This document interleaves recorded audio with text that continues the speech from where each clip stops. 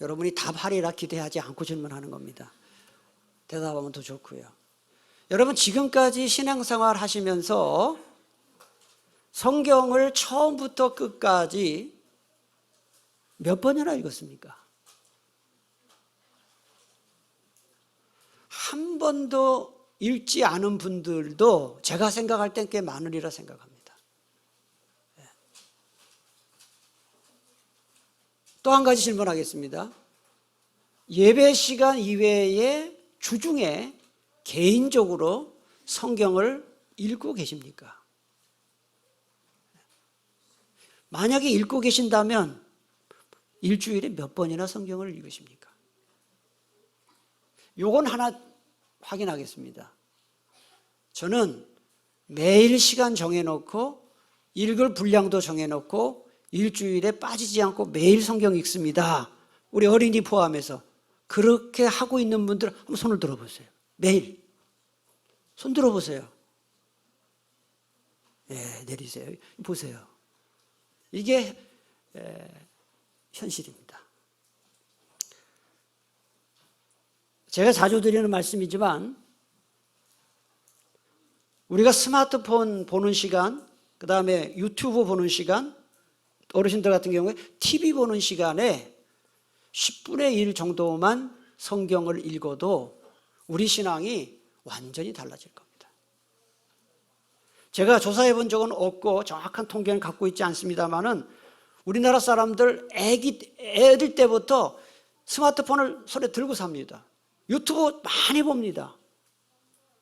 그 시간에 10분의 1만 성경 읽는 데 투자하면요 진짜 우리 신앙은 엄청나게 달라질 거예요. 제가 자주 드리는 말씀이지만은 우리가 가장 자주 다짐하면서도 가장 잘 실천이 되지 않는 게 두 가지가 있습니다. 그게 바로 성경 읽기와 기도하기예요. 문제는 성경을 읽지 않으면 절대로 믿음이 생기지도 않고 자라지도 않는다는 데 있어요. 2024년 오늘 2월 마지막 주일인데 현재 대한민국의 인구가 몇 명인지 아십니까? 대충 네? 몇 명이에요? 오늘 뭐 대답 안 하기로 굳게 결심하고 다들 틀릴까 봐. 보통 5천만 명이라 그러죠. 정확하게 말하면 5,130여만 명이에요. 그 중에 예수 믿는 사람들이 몇 명이나 될까요? 한 500만 명 잡습니다. 그러나 500만 명 속에는 이단 교회 다니는 사람들이 상당수 포함되어 있습니다. 최소 60만 명, 최소 60만 명, 최대 100만 명 봅니다. 그러고 보면 대한민국 국민 중에 예수 믿는 사람은 400만 명입니다. 문제는 이 400만 명 중에도 무늬만 그리스도인, 말로만 그리스도인, 바꿔 말해 명목상 그리스도인들이 상당히 많다는 거예요. 예. 그러면 무늬만 그리스도인, 말로만 그리스도인, 명목상 그리스도인들이 400만 명 중에 몇 명이나 될까요? 조사를 했습니다. 최근의 조사입니다. 39.5%.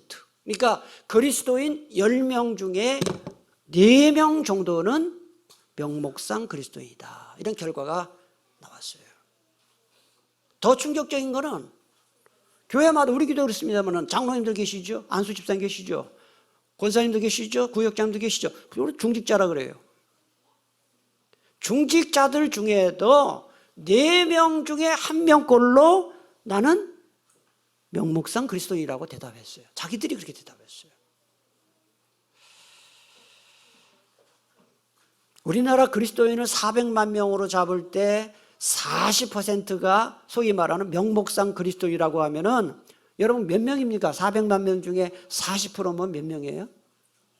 160만 명이에요. 그렇죠? 그러면 400만 명에서 160만 명을 빼면은 몇 명입니까? 240만 40만 명이 진짜 그리스도인이다 하는 거예요. 그러니까 여러분, 우리나라 예수 믿는 사람 많다고요? 소수입니다. 5천만 명 중에 5,130여만 명 중에 240만 명이면 그 비율이 몇 프로냐 하면은 4.6%입니다. 그러니까 국민 100명 중에 진짜 찐 그리스도인은 5명입니다. 100명 중에 5명. 그게 바로 이렇게 대한민국에 교회가 많은데도 나라 모양이 이 모양이고 그리스도인들의 영향력이 아주 보잘것없는 이유가 바로 여기에 있는 거예요. 제가 학교에 가본 적은 없지만 초등학교나 중학교나 고등학교나 특히 대학교는요, 한 반에 예수 믿는 사람이 1명, 많아야 2~3명이에요. 이게 현재 우리나라의 현실입니다. 자, 그러면 제가 명목상 그리스도인들이 많다고 했는데 어떤 사람이 명목상 소위 말하는 엉터리 그리스도인이냐 하는 거예요. 이게 중요하거든요. 학자들이 이야기한 겁니다. 이게 제 얘기가 아닙니다. 다음 4가지에 해당되는 사람들이 명목상 그리스도인, 쉽게 말하면 엉터리 그리스도인이에요. 이 중에 여러분들이 몇 가지 해당되는지 한번 잘 계산해 보시기 바랍니다. 첫 번째, 신앙생활 한다고 하면서도 교회 소속이 없이 신앙생활 하는 사람이에요. 그러니까 어느 교회에도 등록이 안 돼 있는 교인이에요. 왜 그럴까요? 2가지가 이유가 있을 것 같아요. 하나는 자기 마음에 쏙 드는 교회가 없는 거예요. 그래서 안 와요. 이 교회는 이래서 싫고 저 교회는 저래서 싫고, 또 다른 이유는 부담 없이 교회 다니고 싶은 거예요. 등록을 하면은 일단 교회 결석을 하면은 뭐 교회마다 다르긴 하겠지만 뭐 전화 올 거 아니겠어요? 왜 안 나오셨냐고 그러고. 그게 싫은 거예요. 그래서 첫 번째 뭐냐? 교회 소속이 없는 사람. 두 번째로는 신앙 성장을 위해서 성경 읽기나 또 성경 공부나 기도 등 어떤 노력도 하지 않는 사람.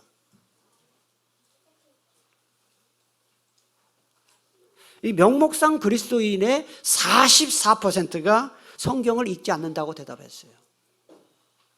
여러분, 책 안 보는 학생이 아니죠. 교과서 아니에요. 성경 안 읽는 사람은 진정한 그리스도인이 아닙니다.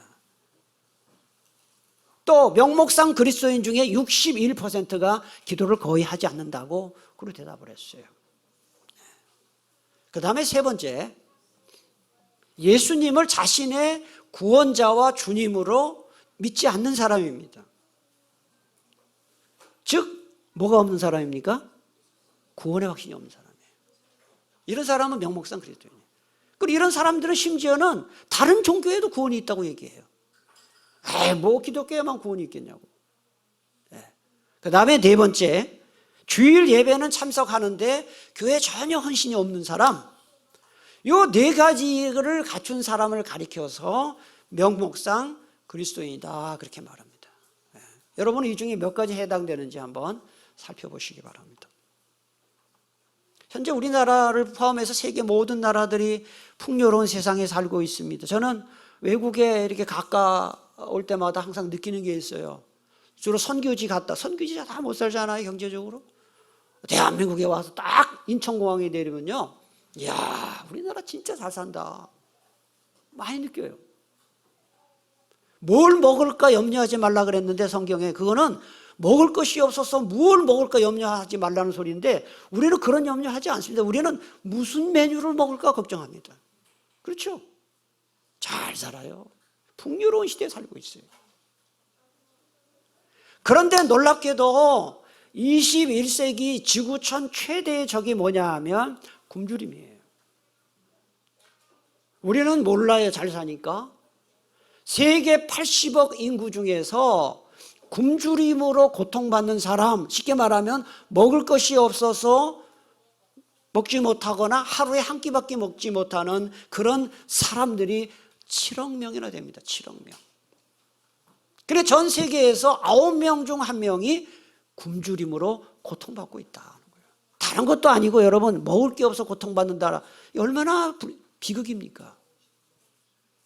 그런데 육적인 굶주림만큼이나 큰 굶주림이 뭐냐 하면 하나님의 말씀인 성경을 먹지 않는 그런 굶주림입니다. 읽지도 않고 듣지도 않고 믿지도 않는. 그래서 일찍이 아모스 선지자가 사람들이 하나님 말씀에 굶주리는 것을 말세의 특징이다 그렇게 말했습니다. 성경 보겠습니다. 아모스 8장 11절. 주 여호와의 말씀이니라. 보라, 날이 이를지라 내가 기근을 땅에 보내리니 양식이 없어 주림이 아니요 물이 없어 가람이 아니요. 같이 읽겠습니다.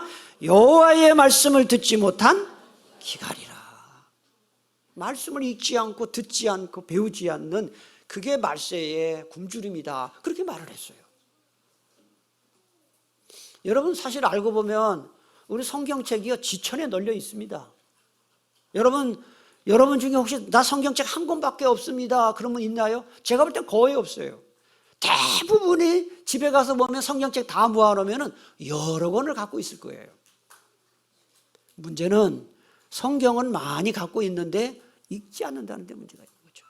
그러다 보니까 신앙생활을 오래 해도 믿음이 자라지 않습니다. 신앙생활을 오래 해도 세상과 신앙 사이에서 갈등을 하는 겁니다. 그래서 호세아 선지자는 하나님을 모르면 망한다고까지 얘기했습니다. 호세아 4장 6절, 6장 3절. 내 백성이 하나님을 아는 지식이 없으므로 망하는도다. 그러므로 같이 읽겠습니다. 우리가 여호와를 알자. 힘써 여호와를 알자 그랬어요. 여러분 하나님 어떻게 알겠어요? 어떻게 하나님을 알겠습니까? 어떻게 바른 신앙 가질 수 있겠습니까? 어떻게 믿음이 자랄 수 있겠습니까? 하나입니다. 말씀을 읽어야 된다. 배워야 된다. 자, 오늘 설교의 제목이 성경 말씀을 읽고 배워야 할 이유입니다. 세 가지 이유가 있습니다. 세 가지. 첫째로 성경 말씀은 어디에 이르는 지혜를 준다고 했습니까? 구원에 이르는 지혜를 줍니다. 오늘 15절을 우리 다 같이 다시 한번 15절 읽겠습니다. 시작. 또 어려서부터 성경을 알았나니 성경은 능히 너로 하여금 그리스도 예수 안에 있는 믿음으로 말미암아 구원에 이르는 지혜가 있게 한다. 그 성경에 기록된 말씀을 읽고 배우고 깨닫고 듣는 사람 들어야 그래야 구원을 받을 수 있다는 말이에요. 그래서 성경 읽으라는 거예요.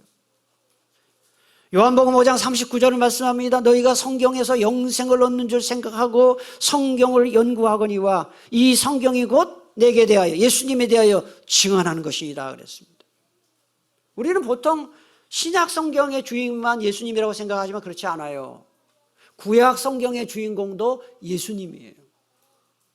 따라서 예수님을 알아야 예수님을 믿을 수가 있고요.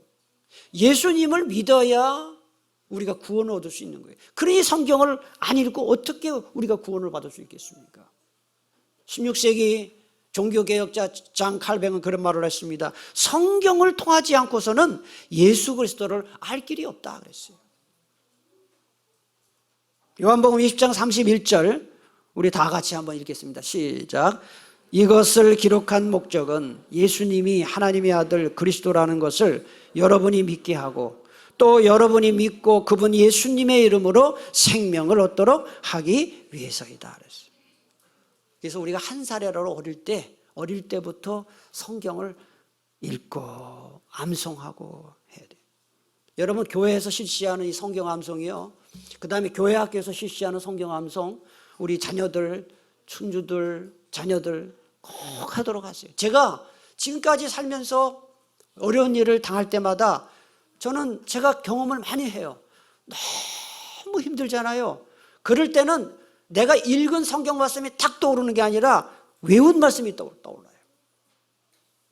외운 말씀이 탁 떠오르면서 힘을 얻게 되는 것입니다. 여러분 좀 머릿속에 성경 말씀을 많이 암송해서 어려울 때마다 힘들 때마다 말씀으로 승리하는 경험이 있기를 축복합니다. 오늘 15절 보면 또 어려서부터 성경을 알았나니 그랬어요. 여기서 어려서부터라는 말은 원래의 뜻은 갓난아이 때부터예요. 성경 보면은 갓난아이 때부터라는 뜻이에요. 이 말씀대로 디모데 전서를 받은 디모데는 외할머니와 어머니의 영향을 받아서 갓난아이 때부터 성경을 접한 것이죠. 한번 찾아보겠습니다. 여러분 갖고 있는 성경 바로 디모데후서 1장으로 가보세요. 앞에 1장 5절.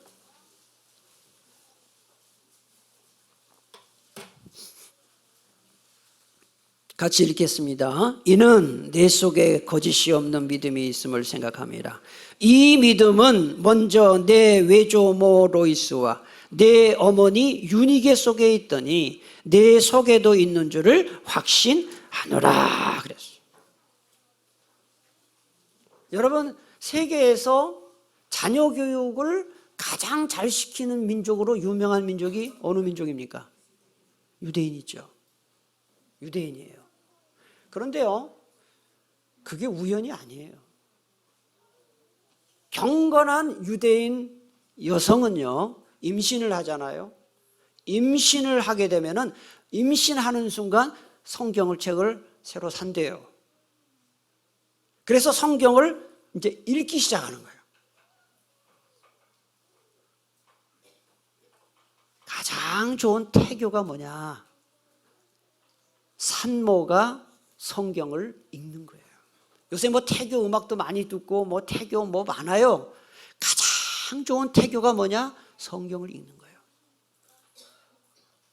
저는 믿습니다. 임신한 산모가 성경을 읽을 때 하나님께서 그 엄마를 통해서 그 갓난 아이에게, 뱃속에 있는 아이에게 믿음을 주신다는 거예요. 그리고 건강을 지켜주신다. 그러다가 그래서 이 엄마가, 산모가 성경을 처음부터 끝까지 한번 싹 읽은 다음에는 성경 맨 앞면에다가 몇 년 몇 월 며칠 날 내가 몇 번 읽었습니다 날짜를 쓰는 거예요. 그리고 이제 아기가 태어나죠. 아기가 딱 갓난 아이가 태어나면은 그때부터는 읽는 게 아니라 성경을 읽어주는 겁니다. 아기한테. 아니, 아기가 뭘 성경을 읽은들 알아듣겠나 하죠. 사람 다 영물입니다. 성경을 읽습니다. 그러면서 또 몇 번 읽었는지 또 씁니다. 그래서 정말 경건한 엄마는 뭐 3번도 읽고 4번도 읽겠죠. 그러다가 아기가 이제 자라서 자기가 스스로 성경을 읽을 때가 되면 어떻게 하느냐? 아이에게 엄마가 성경책을 쫙 줍니다. 여기에 몇 번 쓰여 있는 게 있겠죠? 얘야, 내가 지금까지는 내가 이 책을 읽었지만 지금부터는 네가 성경을 읽어라고 전해주는 거예요. 여러분, 이렇게 교육한 유대인들에게서 어떻게 위대한 자녀들이 나오지 않겠습니까? 요새 조기 교육 많이 하는데 영어 회화 교육이 조기 교육 가장 좋은 게 아니고 성경을 읽도록 만드는 거예요. 사랑하는 우리 교회 모든 교우 여러분, 여러분의 자녀들이 말씀으로 충만하게 되기를 축복합니다. 두 번째, 왜 성경을 읽어야 되느냐? 16절에 그 답이 나오는데요. 우리 16절을 같이 한번 봉독하겠습니다. 외운 말씀이죠. 시작. 모든 성경은 하나님의 감동으로 된 것으로 교훈과 책망과 바르게 함과 의로 교육하기에 유익합니다. 성경 말씀이 왜 교훈과 책망과 바르게 함과 의로 교육하기에 유익하냐? 16절 맨 앞에 답이 나와 있어요. 모든 성경은 뭐로 됐다 그랬습니까? 하나님의 감동으로 되었다. 이 하나님의 감동으로 되었다는 말의 원뜻이 뭐냐 하면 하나님이 숨을 불어넣으셨다는 거예요. 성경에다가 숨을 불어넣으셨다. 여러분, 하나님이 천지 창조하실 때 6째 날 사람을 흙으로 딱 만드셨어요.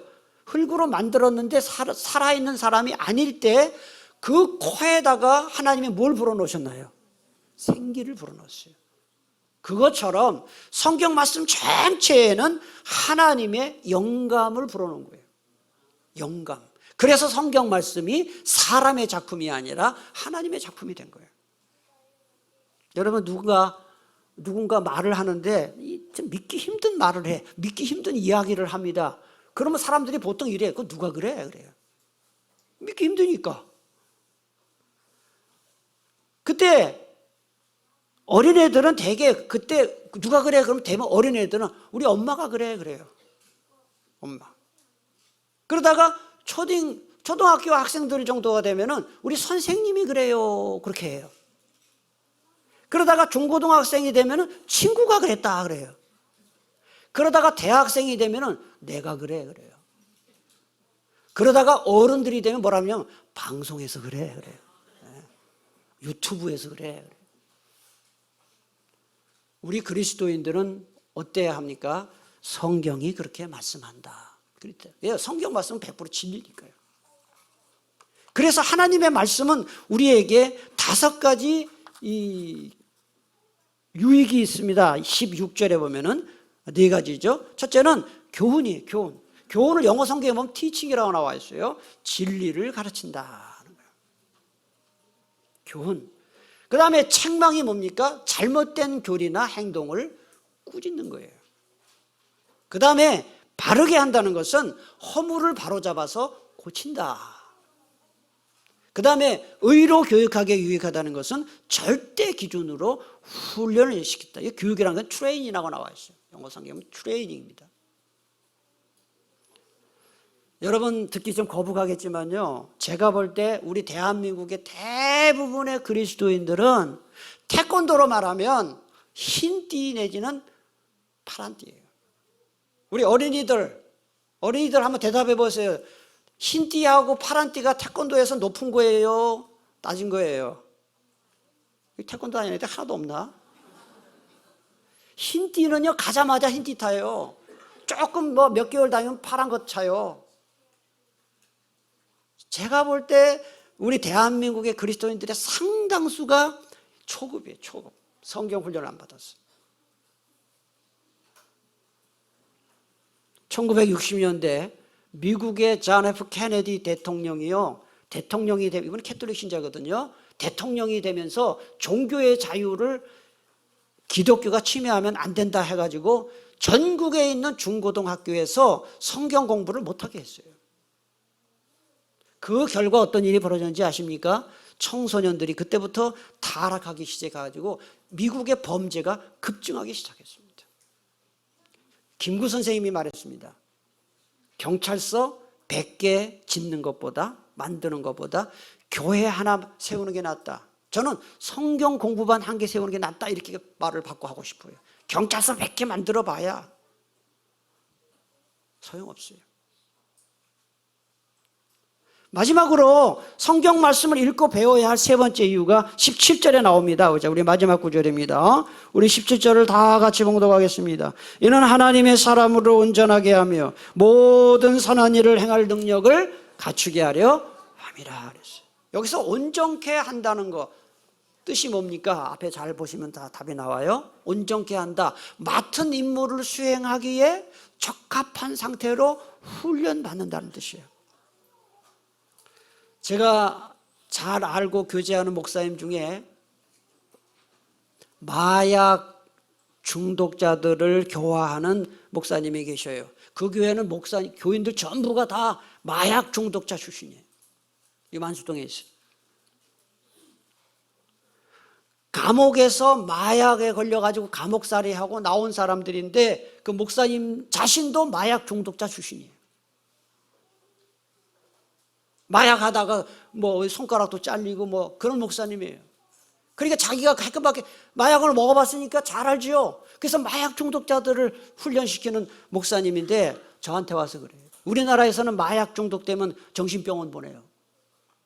여러분, 정신병원에 가서 마약 낫지 않아요. 약을 먹어 낫지 않아요. 그 목사님 하는 얘기가 있어요. 마약을 끊게 만드는 방법은 딱 하나밖에 없다. 그게 뭐냐? 말씀으로 은혜 받는 거예요. 성경 말씀에 은혜 받으면 마약이 끊어지는 거예요. 그게 온전케 되는 거예요. 그래서 성경 말씀을 읽고 성경 공부를 하고 설교 말씀에 은혜 받으면 사람이 완전히, 사람을 바꾸는 것은 사람이 아니라 하나님 말씀밖에 없어요. 그래서 걸림돌 노릇하던 사람이 말씀의 은혜 받으면 디딤돌을 대요. 디딤돌 역할을 해요.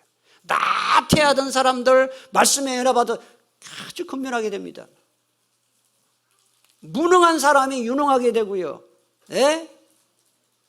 아주 변덕 부리던 사람도 말씀의 은혜 받으면 변함없는 사람으로 바뀌고, 매사에 부정적인 사람도 말씀의 은혜 받으면 긍정적인 사람으로 바뀌고요, 이기적인 사람이 이타적인 사람으로 바뀌고, 절망하던 사람이 소망을 갖는 사람으로 바뀌고, 험담하던 사람이 칭찬하는 사람으로 바뀌고, 이런 변화되는 놀라운 역사가 말씀을 통해서만 가능한 거예요. 우리 교회 학교 우리 목사님들 전도사님도 계시는데, 우리 선생님들 많이 계시는데요, 애들 간식 많이 주고 뭐 재미있게 해서 애들 바뀌지 않습니다. 절대로. 물론 그것도 해야 됩니다. 재미도 있어야 되고 간식 줘야 되는데요, 기억하세요. 사람을 바꾸는 것은 딱 하나입니다. 하나님의 말씀밖에 없습니다. 그런데도 성경 말씀을 멀리하는 사람들이 많아요. 제가 어떤 담임 목사님이 쓴 글을 보고 참 웃은 적이 있어요. 어떤 목사님이 교회 새로 부임했어요. 담임 목사로. 제가 볼 땐 큰 교회 담임 목사 같아요. 그러니까 교인이 많으니까 모를 거 아니에요. 누가 이름을 모르잖아요. 새로 갔으니까. 그래서 보통 담임 목사로 부임하면 부임 신방이라는 걸 해요. 가정마다 다 가서 한 번씩 예배를 인도해요. 그럼 알니까. 그래서 한 번은 차례가 되어서 어느 여자 집사님 가정을 신방을 하게 되었습니다. 그런데 아마도 목사님이 좀 예정 시간보다 조금 일찍 들어갔던 것 같아요. 그러니까 여자 집사님이 굉장히 당황스러웠겠죠. 어쨌든 청소는 다 해놓고 예배 드리려고 앉았는데 성경책하고 찬송 아직 준비를 못한 거죠. 목사님이 좀 빨리 오셔서. 그러니까 이 애기 엄마가, 여자 집사님이 당황해가지고 어린 딸에게 그랬어요. 야, 엄마가 평소에 사랑하는 책 있지, 가장 자주 보는 책 있지, 빨리 가져와. 당연히 성경책 가져올 줄 알았죠, 엄마는. 그랬는데 이 딸이 책을 하나 들고 오는데, 아니 성경책을 들고 온 게 아니고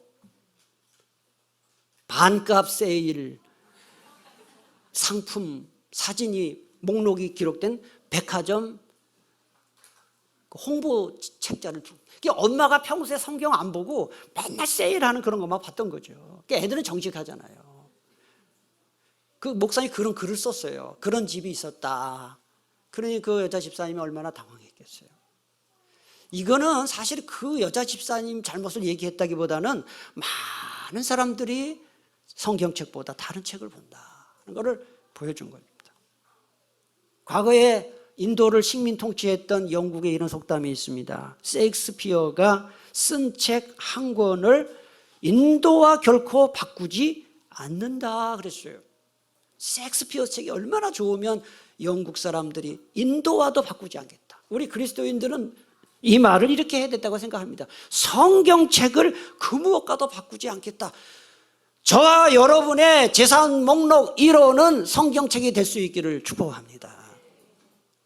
우리 교회 제가 부임하면서부터 지금 거의 30년 동안 끊이지 않고 하는 게 성경 쓰기예요. 성경 쓰기. 그런데 지금까지 성경을 다 창세기 1장 1절부터 요한계시록 22장 21절까지 다 써오면은 우리 교회가 인쇄소에서 10만 원 주고 가보 성경을 만들어 드렸어요. 야, 그럼 여러분 성경 한 번도 안 읽은 사람도 있는데 성경 3번 쓴 사람도 있어요. 지금까지 성경 쓰기를 성경 한 번 다 써서 낸 사람을 제가 세려 보니까요, 30명이 넘어. 30명. 저도 놀랐어요. 거의 40명이 되더라고요. 여러분 자녀들에게 뭐 재산 남겨주고 뭐 다른 거 남겨주고 하지 마시고 신앙을 물려주시기를 축복합니다. 신앙. 마지막으로 하나 말씀드립니다. 보통 사람이 이 책을 읽는 속도로 성경을 처음부터 끝까지 한 번 읽는데 다 걸리는 시간을 조사해 봤어요. 그랬더니 80시간 걸린대요. 80시간이 걸린다는 말을 바꿔 말하면 하루에 15분씩만 성경을 읽으면 1년에 성경 한번 다 읽을 수 있다는 얘기예요. 15분. 아무쪼록 우리 교회 모든 교우 여러분, 금년에 성경을 읽고 공부하고 묵상하고 듣는 데 힘써서 여러분의 믿음이 많이 자랄 수 있게 되기를 축복합니다. 기도하겠습니다. 하나님 아버지 감사합니다. 오늘도 귀한 말씀을 통해서 성경 말씀을 읽어야 믿음이